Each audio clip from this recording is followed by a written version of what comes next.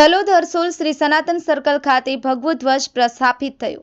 વિશ્વ હિન્દુ પરિષદ તલોદ પ્રખંડ દ્વારા હરસોલ સનાતન સર્કલ ખાતે ભગવો ધ્વજ પ્રસ્થાપિત કરવામાં આવ્યો। આ પ્રસંગે ભગવા ધ્વજ તેમજ દંડનું પૂજન આદ્ય શક્તિપીઠ નવા વડોદરા શ્રી 1008 મહંત શ્રી પ્રેમદાસ મહારાજ બાલજોગી શ્રી હનુમાન નાથજી તથા તલોદ પ્રખંડના પ્રમુખ શ્રી ટીનુભા ઝાલા, મંત્રી શ્રી જયમીનભાઈ પટેલ, जिला प्रमुख श्री मनहरभाई सुथार, मंत्री श्री हितेशभाई पटेल, श्री जेडी झाला, श्री नटुभाई बारोट, श्री जयेशभाई पटेल, श्री राजूभाई मालविया, श्री निशांतभाई बारोट, श्री अमितभाई पटेल, श्री रेखाबा झाला, श्री गणपतसिंह झाला, श्री संजयभाई पटेल, कनकसिंह झाला, नरेंद्रसिंह झाला, दिनेशभाई पटेल, मुन्नाभा उर्फे हितेंद्रसिंह, भवानसिंह झाला, वीडी झाला, वक्तापुर अशोकभाई पटेल, धवलसिंह झाला, आकाशसिंह झाला, अल्पेशसिंह झाला, वनराजसिंह झाला, गफूरभाई देसाई,